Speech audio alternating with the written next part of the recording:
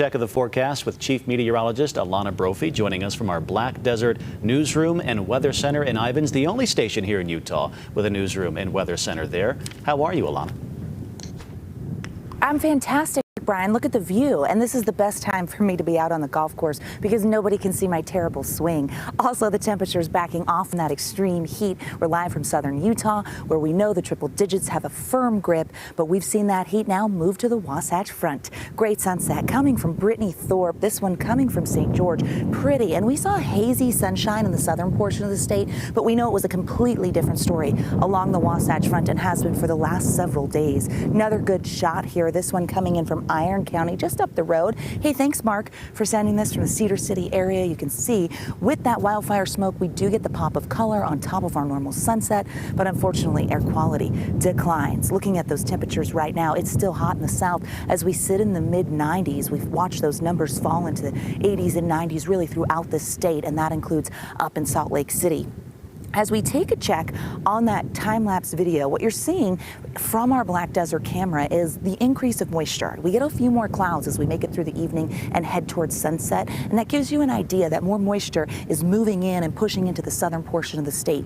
That's going to change the weather pattern just a little bit. No, we're not going to cool down much, but we will see the chance of some moisture showing up. High pressure in place over the Four Corners tonight. I love a good breeze. My hair doesn't, but I love a good breeze. That Four Corners high is a staple for the monsoon season in the Beehive State, and you can see in just the last few hours that increasing cloud cover towards the Four Corners. That's going to expand more as we head into tomorrow. Jamie catching this one, the Wasatch Front with those thicker plumes of wildfire smoke, and the sunset tonight, evidence of just that. Let's take a look at our futurecast smoke model because it walks us through the next 12 hours, and what you're going to see is that thicker smoke towards the Wasatch Front into central Utah and in northern Utah. You see that clearing in the south with the help of that high, which means that the haze in southern Utah will linger a little bit longer, but we start to see the clearing with the help of the winds, and that becomes a more southerly flow as we head towards our Friday.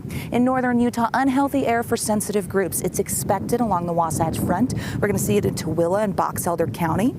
We've got moderate air forecast for Cache Valley in the northeastern corner of the state. We don't see that budge much, but hopefully as we get more moisture and cloud cover surging north, we can push some of this smoke out of the area. As we take a look now at what to expect for our Friday, we know that we've got high pressure in place, and that Four Corners high is going to usher in high heat. We hit 100 in Salt Lake today. It was our 43rd day with 100 or plus degree temperatures in St. George, and that type of heat really holds for our Friday peak heat, it looks like in northern Utah. Also bringing back that moisture with the southerly flow, that general thunderstorm threat put out by the SPC calls for thunderstorms in the southern half of the state. Now, because we've been very dry, some of those thunderstorms could be dry thunderstorms, and that poses a risk for us. That means erratic winds and an abundance of lightning and not much moisture. Not great on the fire scene. Futurecast walks us through what to expect for our Friday. Cloud cover in the southern half of the state. We've got storms popping by the afternoon hours in the southwest corner of Utah, and then towards Grand County as we get through the evening. That spreads out, becomes a little more widespread in south central Utah, and then you're going to see as we head into our Saturday that the cloud cover and the moisture pushes north. That Four Corners high is going to allow for that moisture to surge further north and bring the possibility of active skies to central Utah and then eventually northern Utah as we head into the weekend. So the placement of the high greatly impacts when we see that moisture moving in and those storms as we get through the next several days. All right, we talked about fire danger. Well, brand new red flag warning has been issued for southern Utah. This is for St. George, Kanab, over towards Lake Powell. Goes into effect tomorrow afternoon as we expect those dry thunderstorms to pop up in this area, and that will lead to fire danger. It will hold on until 10 p.m. tomorrow night. So red flag warning, which is something we're not a stranger to. Fire season full throttle as we battle out wildfire smoke, and that reminds us. Triple digits into tomorrow. I think the heat will build regardless of those thicker plumes. I do think we could go 103, possibly 104 in Salt Lake as we have the heat down south and the chance of thunderstorms popping up in southeastern, south central, and southwestern Utah. we are going to see active skies return to the southern portion of the state because with mid-level moisture, monsoon moisture present under the ridge, daily threat of thunderstorms increases with the heat of the day. And you'll notice the isolated storms for the next several days in southern Utah hold steady.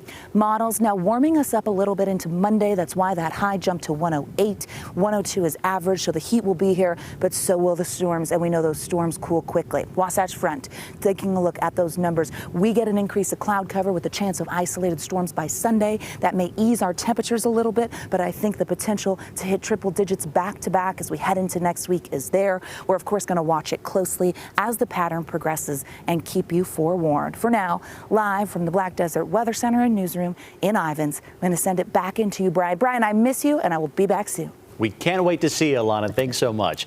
In the meantime, let's talk about sports because, wow, what a news day in the sports department, huh? It's crazy. There was a lot going on.